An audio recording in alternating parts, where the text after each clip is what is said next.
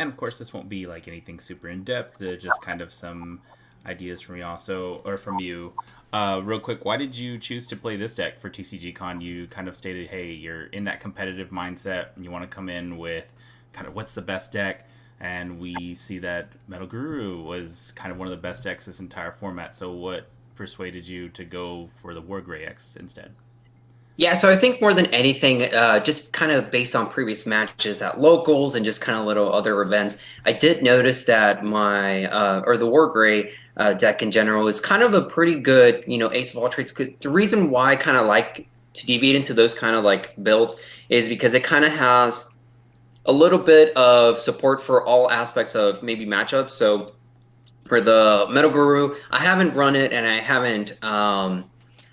Played it myself itself in so much, but rather I played against a lot of them, and I have noticed a pattern of how they go about, like they're trying to swing for your securities and so forth. And the War Grade deck usually has some really beefy DP Digimon, so it just kind of allows me to kind of maybe strip some sources of them and so forth, just to kind of like controlling a little bit. I actually don't run any kind of like security bombs. I used to, but not anymore. And the reason why is because I feel like it's less consistent with those security bombs. And I think if anything, security control, that's one of the decks that obviously the Metal Guru kind of like falls short if they don't have like the red package and so forth. So having that War Greymon that doesn't activate any options allows me to not only swing for the checks that I need to, but it doesn't activate any options. So even if it was just regular deck, non-security control and so forth, just having the ability to not only save my Digimon from being bounced or being deleted by effects, or not activating the option cards from my opponent, or even to a point where I'm able to gain memory and delete something with the War Grey X, that allows me to have a little bit more control, but also it allows me to be a little bit of aggressive, which is kind of like what I want to do in this aspect. I want to be able to go in for the kill and just kind of, kind of seal the deal by the time I raise up and just kind of like, swing for security. Things like let's say Jesmon, or even the mirror match. I'm obviously supposed to know a little bit about what other matchups could have those interactions and so forth, to be able to kind of have the competitive advantage and so forth. But I do feel that for the most part, once I get my pieces, I'm able to kind of build up in the background and just kind of go through the situations of the match, depending on how it is. So if it's security control, if it's Metal Guru or so forth, I would kind of have an idea of what the build is. For the TCG Gone, for say, in the top cut, they did reveal the deck lists of the players. So that way you can kind of like study a little bit. I kind of glanced over it, but I didn't really pay too much attention. It was just like focusing more on okay, that's going to be a War Gray. Okay, that's going to be a security control. Kind of like, how I'm going to play around that. But for the most part, I like the fact that it's really well rounded when it comes to like, safety and just aggression. You're not losing to that security and control, but have a great matchup to X and so on and so forth. Hmm. Okay. So 3 level 7s. Did you find that breaking at all? No, I actually found that really, really helpful for a lot of reasons. The Omnimons and the Omni X's have saved me so many times whenever they swing for security and they can't get over that 16 or that 14, and it allows me to kind of, get that little advantage of, okay, I'm safe for a turn, which is what I needed to kind of go in for the win. So most of the part, if like let's say if I have the reason why I run two of the Blitz Omni is because if it were to be in one in the security or whatever the case may be, I'm able to kind of like grab that pretty efficiently, and then if the Omni X is there, that's going to be a wonderful like end game kind of deal to go up against those security controls that might have like six options in their security stack and so forth. But for the most part, no, I don't think it's that breaking. And the reason why is because I do a lot of searches with the X's and so forth. So for the most part, it's there for kind of like wall protection of the security stack in case there's a big Digimon that swings onto it, or if I need it for like that end game. That is your security bomb. Is that 14 and 16K? Yeah. Yeah. Uh, let's see here. Sorry. Just switching back and forth between the questions and the deck. All right. So, what are some cool interactions or plays that you discovered either during or leading up to the event? Yeah, ironically enough, I think one of the best interactions that I actually found was during some of the final matches against Security Control, and I actually lost that one. I was X1, but I was able to go into that top cut with that. I went up against the Security Control. Shout out to Anthony because he was really good. He was really meticulous about his plays, and he was able to kind of like push for like just kind of going around that security control. I'm sorry, the non-security option or gray by playing the Venusmon. Okay. And up to that point, I had only gone up against a Venusmon player like once. So I remember at the time, I was freaking out because I was like, "Oh my God!" Obviously my War Gray has that security attack, and I can't target that Venusmon. I can't do anything to it. I can't swing for game because I have all these kind of things. I can't activate my when attacking, when digivolving, so I can't get rid of it. I kind of like went a little like, I don't know what to do. It was ironically enough, when we were playing, I I was like, all right, I'm not gonna be able to get over this. It's really hard, to go up against that Venus Swan, but I need to read the cards. And the reason why I need to read the cards is because on Venus Swan, one of the things that it says is, when attacking, effects don't activate, but War Great X has a end End of of attack. attack. Yeah, so that one actually does go through. The only issue that I ran into this was at that point it's like, okay, I got it, I understood. But I remember I think I was having the debate because it's security control. So if you swing for security, you're bound to have something that will mess you up. And I remember at the time what ended up happening was instead of swinging to security, I swung into a Rapidmon that he had with the Wargrey X, non-piercer or anything, and just pretty much got rid of that end of attack. I ended up getting rid of the Venusmon, but what the interaction was there was that I hesitated so many turns because I'm like, I can't do this, I can't do this, I can't get rid of it. I was just kind of waiting for him to kind of like swing with the Venusmon to kind of like hit into Attack it. something. Yeah, but ultimately at the end, it didn't really matter. I ended up losing that one because it was just a lot of hesitation from my part. I was like, I don't know the interactions that well. But once I found out about that, the next security control that I went up against, easy, because I was like, all right, I know what's going to happen. I know how to go, around this. All right. So from this deck list specifically, if we're still playing in BT10, what's one thing that you would have changed for this event? Uh, BT11, yes. No, still for BT10. So okay. Um, if No, honestly, I don't think I would change anything at the moment. Because realistically, I kind of like the build. I have flirted around with, putting Gaia Forces or Gaia Force Zero or, Crimson Blaze and other things, even Death X for that matter. Just to kind of see, obviously, the Bloom Lords that kind of get to swarm things or just kind of, the Just Mons with the Sister Mons and so forth. And I just didn't like it. I just felt it was really bricky. I just felt like I wasn't being as consistent. But now with this build, I do feel that it is a little bit more consistent because I'm able to kind of go and get my pieces a little bit more rapidly, specifically for those mirror matches when you know that once you put that gas on the pedal or the pedal to the metal, you have to go there. If not, you're Yeah. dead. Aside from your top end, your level sixes and sevens, what was one of the MVPs of the game or the mat tournament? I'm going to say my I want to say the my eggs. The eggs were a big MVP on this part, and the reason why is because most of the War Great players play that other Coromon, the one that The gives you 1K. yeah, the 1K, just kind of get a little bit more DP out of it. But the Coromons that I use, the one that you draw one, you're allowed to get a little bit more pieces in and so forth, and that has saved me a lot. Because if I'm missing that one draw or that one specific card to kind of win, usually, I'm able to go faster and just kind of get that a little bit more. So I would say my draw one Koromon is the MVP. I do have another MVP too. They kind of go side on side, and I would say the Alterius mode. That one is amazing. You're able to Really? stack on top of it. You're able to get rid of a 5K or less.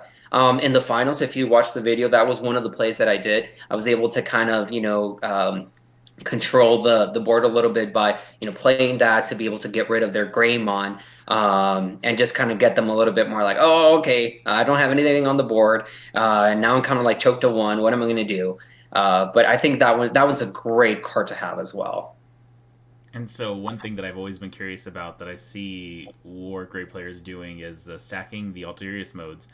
And me personally, I've never played the deck. I look at it, I'm Mhm. like, this doesn't seem like you're supposed to do this. But I guess now that is, that's, I don't know, I'm Yeah. not used to that.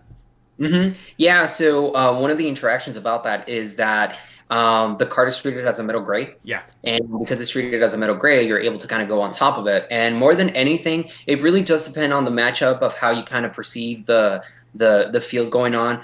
It's great for control if you're having like, less than 5K DP monsters there. You're able to kind of get rid of that. But also you kind of stack on those protections because you're able to kind of gradually just kind of pull two of the same level. And if you have multiples of this, you're just kind of able to take away those level 5 pieces to be able to kind of save your Digimon for whatever interactions that might delete it or bounce it. That makes sense. So had some Q&A. One of those was about the removal options, but you had explained that earlier. These next ones are really theoretical. Just kind of how would you play this? So let's start with your Metal Guru matchup. What's Mm-hmm. your mindset going into that? Your strategy? Yeah, so I think strategy for that is I want to make sure that I'm very aware of how they're building in the back. If I notice that, they're building their perfect stack with the level threes and the level fours, and then once they get that the Wargururu, that level five there, I know that something's going to happen in the next turn. They're probably going to be pushing up to kind of like start swinging and so forth. So I kind of tend to either put a little bit of pressure on that sense, or I actually try to be ready because once it swings, Yeah. right? I'm not able to really do anything, but hopefully there's some good big DP Digimon in my stack. But for the most part, I think if anything, I try to get them as less memory that I can. If they don't have a tamer, then I'll probably just try to choke them as much as I can. But if they do have that Davis on board, or if they have that the Cool Boy on top, I just kind of pay attention to where they're at in their stack building and what kind of is the build of that stack. Because if I'm kind of like looking that they have that perfect stack, then I feel like I have a little bit more pressure coming in because that means that they have more chances to survive when it comes to, just kind of swinging for games. So I just kind of make sure that, if anything, I used to run the Omnimon X, the one that you strip two sources to kind of stop Stop the the attack. attack. Yes, and that was kind of my strategy for that one. But then eventually I noticed that um, it wasn't, I was relying too much on that one card, and I wasn't really focusing so much on other aspects of the match. So I think more than anything, now that the build is more focused on the X antibody, it's more of trying to get my pieces as fast as I can to be able to build my stack and just kind of go in. If I see a Gabumon on the board that I know that they're just going to swing that and just kind of reduce the amount of securities that I have, I'll probably try to do something to get as many securities that cards that I have, like on my side before he actually comes in with Wurguru and just starts swinging and so on. And obviously, a big thing. I remember one of my first matchups with Metal Guru is that I swung to a Metal Guru instead of doing the security check because I didn't read the cards. I didn't know that you could just strip two sources and prevent its deletion. I'm like, damn it, I will never do this again. So those little things. All right. So another one is, and this is something that a player had just encountered. So it was a very like, I need to know this answer.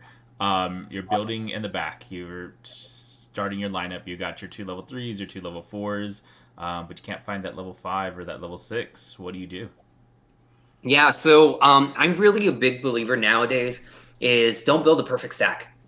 You don't, if you're focused so much on building the perfect stack of the threes, like Agumon X, and then security +1, Greymon, and then if you start thinking about those aspects of tower building on the background, you're going to have a delay into your match. You're going to be behind, and the reason why is because you're so focused on getting those correct pieces that you're not going to be able to kind of like, use other sources to kind of search. So let me give you an example. If I open my hand with a level fours and Agumon X, for that matter, I kind of have that dilemma. Am I going to put that Agumon X on the breeding to not have that plus 2,000 Agumon, or should I wait, or what do I do? Should I play it, and so forth? So you kind of start thinking about these things. It's like, well, for me, the biggest telltale sign of when I'm going to push up is when I have my level 5, right?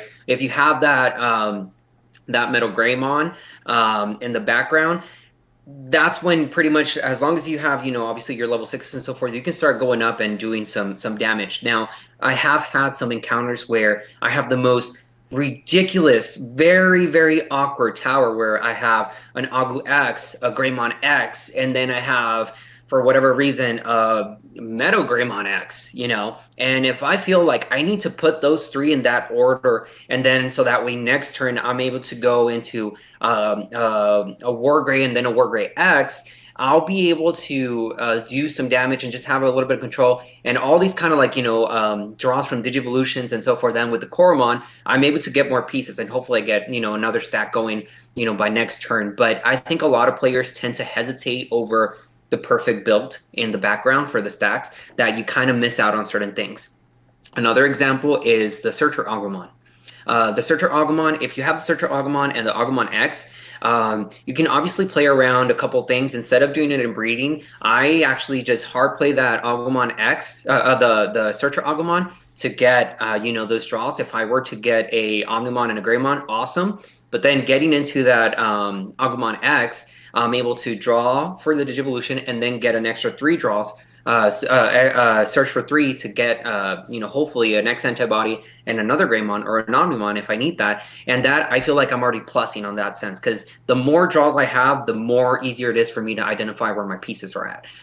So that way I'm able to get, maybe that perfect Agumon that I want. So that way next turn, I'll be able to put that in the breeding. But I think that's the biggest thing, not to hesitate on trying to, or having that dilemma of building that perfect stack. You kind of want to gauge and just see like, hey, what is the easiest way to get to that level 5, so that way I can pretty much go in and do that X antibody to go into the War Gray X.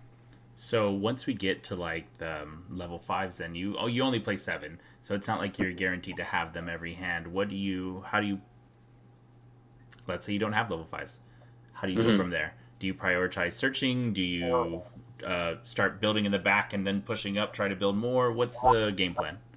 I think it depends. It depends on a couple things, and I'll give you, I guess, 2 scenarios. If I feel like I have, I don't have that level 5 or the pieces, to go up, but I do have level 3s, then definitely I'm just going to push up, having that, extra Greymon for that matter, or just having that Agumon to be able to digivolve into a Great X, for that matter. And then again, in the background, just putting another Agumon and just kind of building another stack. That allows you to even, further into your stack of cards and everything to be able to get more pieces.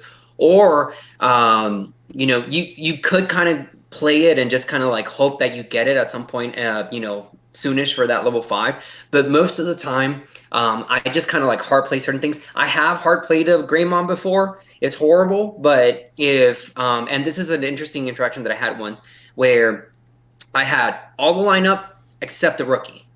And what I ended up doing was, they give me like 2 or 3 or whatever, and I just heart played that Greymon, and then I actually built the stack from there. I for a long time I didn't have the rookie, but pretty much I did the Greymon for 5, and then the Grey X, and then I went into the Metal Greymon, and then just kind of like went up, and I mean I had the X antibody, went into a full War Grey X without needing a rookie.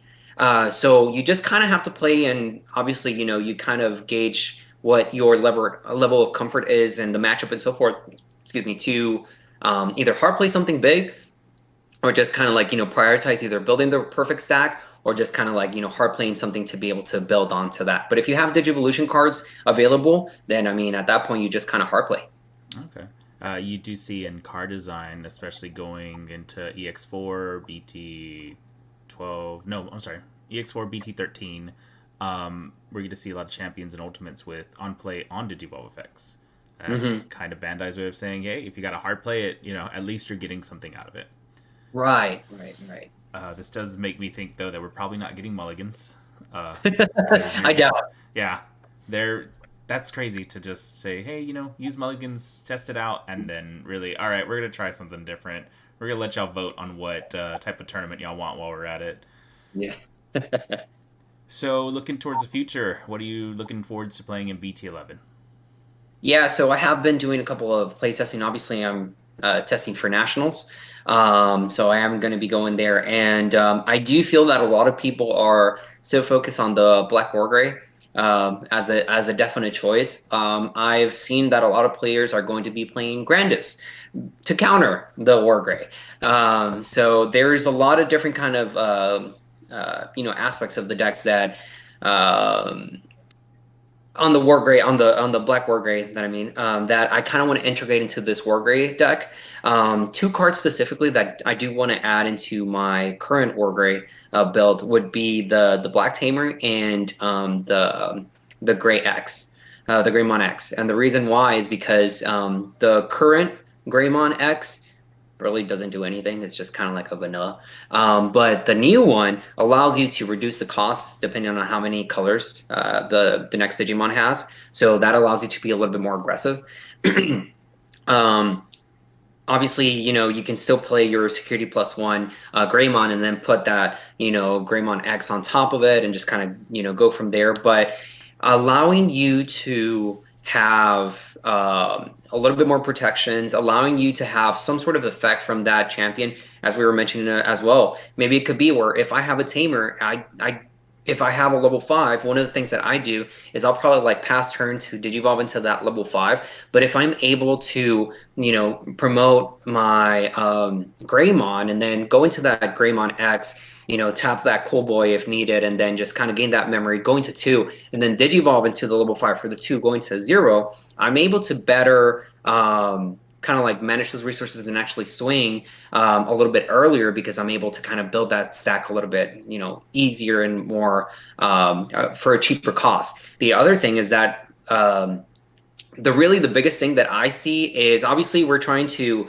delete some stuff, but then a lot of things are going to be saved based on like that black tamer from the black war gray. Yeah. So having no options, activate and so forth with that black tamer, and then still having your war gray X to be able to not only gain memory, delete something, but also not have options activate is big in my opinion because that allows you to not only have more memory to work with, but you're actually kind of like taking away the weakness that the War Great X has against like security control and so forth. Where if you were to hit with the War Great X and you hit something, it's probably bound to like be destroyed or something unless you are able to strip a lot of sources. But the Black Tamer actually allows you to have, I believe, more DP and then those options to be negated. So I think that's going to be a really good play to be able to not only, like I said, delete something but gain some memory on that aspect. And even in security control matchups, you don't see too much bouncing. It's a lot of DP reduction, chaos degrade, things that really play around that protection. Right. And so when is Nats? Anyways, it's coming up on the 25th, right? Yeah, it's coming up and it's going to be in Cali. So hopefully Wow. the weather is really good. And yeah, I mean, we're pretty much all set. I do have a bundle of friends that we're going with, and it should be a blast. I think if anything, I'm really excited for a lot of things. The nationals aspect, great, wonderful. But there's a lot of other events going on, which is great. There's going to be having that. They're going to be having that. I think that art museum or something like the gallery. They're going to be having some other events that I'm actually really excited to go to. And if anything, obviously seeing people that I met during the journey, that's going Yeah, to be great as well. that's pretty cool. You're gonna make it a little vacation. You know what? We're going to try. I know we're all After going to be like kind of stressed and like, we need to go here and so forth, but I think it's going to be a great time. Nats, do you see yourself participating in big tournaments again, or what's the next plan? I mean, you know what? Only time will tell. I think if anything, going to this opportunity of going to nationals is obviously a big blessing to be able to, just kind of go a little bit more competitive and so forth. And if it were to be the case where, we top and we're able to go to even further or just kind of having the opportunity to go to other events like these, by all means, I'm going to take those. I'm going to definitely, try to go into that because more than anything, and this is obviously coming into more of a personal, issues that we, as, regular human beings, we go through stress, we go through a lot of, mental issues and so forth. And having an out or just having the possibility to have this sort of like, outside of reality, just kind of focus on a hobby and so forth is great. So this is kind of my little like, escape from reality, if you will, because, we're able to kind of have some fun Yeah. without worrying about, too much about like what's going on in the outside. All right. So after all this, in March, April, we got Battle Spirit Saga coming out. What are your thoughts on it?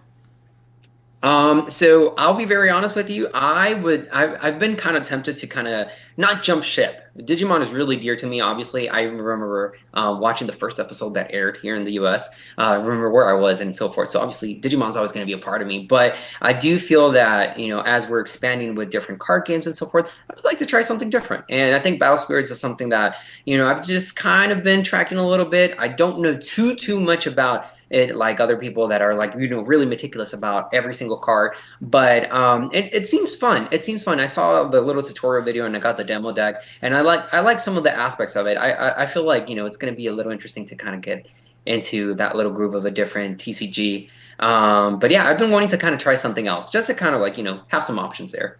Cool. So as you kind of are exploring, what about One Piece? Did you get into that? Did you stay away? What happened? Yeah, so the short answer is no. I didn't have a lot of interest for the One Piece TCG, and that's just because I don't know. It just didn't kind of like No, I know exactly what you mean. Something about it. Just Yeah, respect to the One Piece players. I mean, you guys do whatever you want, and every person has the liberty of choosing whatever TCG they want to go to. Just personally, for me, it's just not my thing. yeah. Have I read the manga and have I seen some of the anime episodes? I haven't seen it devotedly like every single episode, but I have seen a couple of episodes. I've read some manga because it is interesting and it is pretty good, but it's just ultimately not for me. I will say the TCG has gotten me into the anime. I don't like even just attempting to play a TCG. I don't want to go in blind and know not who these characters are. Right, right. Yeah, I think if anything, if you think about it like Digimon, there's a lot of Digimon that we didn't know about. Yes, And we got exposure over that, but I think a lot of the things that like let's say Bandai's doing is exposing us to these different Digimons by the anime or just kind of like, allowing us to see like, hey, Digimon is more than just Agumon, Gabumon, Biyomon, and all the, season one, yeah. season two, season three, season four, and so forth. But there's a lot of expansion into it. I remember watching I want to say it was the X Antibody movie with the Dorumon. And they had, obviously the X Antibody, different Digivolutions and so forth. So, I mean, having a chance to play those is amazing. It's pretty interesting when you post reveals in the group chats and people come out with like, "Oh, this is the lore to this," and I'm like, "What?" And It's like, it makes it more interesting. and the one season that I have yet to see because I didn't have the chance to was the Data Savers. I do know about it, obviously, because of all the memes and so forth. Yeah, I'm excited for the Marcus for Game, but definitely, I did actually purchase the DVDs for those to be able to watch them to be like, okay, now I understand what's going on with these, Digimons and so on. it gets pretty interesting. I did watch it in sub. This was like in that point in my life where I was like, I'm watching everything subbed. Uh, Yeah. but it it was really cool to see just kind of those different aspects from we had the original Digimon and now Marcus is just like straight up fighting Digimon. Um, Right. there's like a point in the middle of it where it gets kind of boring, and then it just wraps up again and gets really good. So I definitely watch it. It's pretty interesting. Yeah, I think one of the other aspects too, and just kind of like why I like Digimon where it's at right now as well, is some of the artworks that if you play Digimon World or has have some sort of like knowledge into certain previous things, Little they Easter bring eggs. Yeah, they bring that, yeah, those Easter eggs into the arts, and it's just like, whoa. Even the obscure ones, like I remember I watched a video where there, I don't remember what system it was, but a really really old system that is almost like mimicking a Game Boy or something, and they had like a Digimon adventure where Ryu is like kind of like the main dude there is they have some Easter eggs from that game, and I'm just like, that is amazing. Like, damn, like it wants me want to buy those, games from the past and just kind of Yeah. play them. I mean, like things like Digimon World 1, 2, 3, I played those and they were amazing. And obviously for me, I have a lot of fond memories from Digimon World 3, and just kind of having like that Bearmon, or just kind of having those aspects of Digimon, appear in the TCG is just great. So, looking back at Battle Spirits, what's that color that you're looking at that you're like, oh, this looks nice. This looks interesting. That's, I think if anything, I do have to do a little bit more research, but if anything, I'll be honest with you, you have been really nice to kind of share a couple of details from the game as well to be able to kind of like, just click on that link and just I do kind of be see it. sharing a lot. Yeah. And I'm totally cool with that because I just kind of tend to like look at those things. But I think if anything, I'm gonna be leaning towards maybe that aggression style as well, like that red. Okay. But maybe this is the time to try something new and just kind of seeing maybe for once I'll play a different color and just be like, all right, this is a different aspect. I will say that I'm really adaptable and I like to go, obviously I'm a meta player. So if there is a specific meta that's playing, I will try my best to kind of include my likes to that meta. But if anything, if we see that there's a specific that's just ruling everything, well, if the formula isn't broken, then why fix it? Yeah. Okay, cool. Well, thank you for meeting me. This was so much fun. Do you have any shout outs or anything that you want to say? Yeah, I just want to give a big shout out to all the friends that I've met along the way, honestly, because I forget what that saying is, but the battles were hard and everything was horrible, but it was the friends that I met along the way that really made it worth it, more than anything. The San Antonio peeps are amazing. They're a community that I love, adore, because they've been really welcoming from the get-go, from the first, and I mean to right now. I've made a lot of friends, I would say brothers and sisters from Digimon. So I want to give a big shout out to everyone there. And I mean, honestly, just the future people that I meet along the way. I'm excited to see where Digimon takes us in the future, where we're going to be at in a year or two, and yeah, I'm just excited to see what's the new things coming for the day of tomorrow. Sounds good. Well, thank you for meeting with me. Good luck at Nats. You have Thank a you, good one. thank you.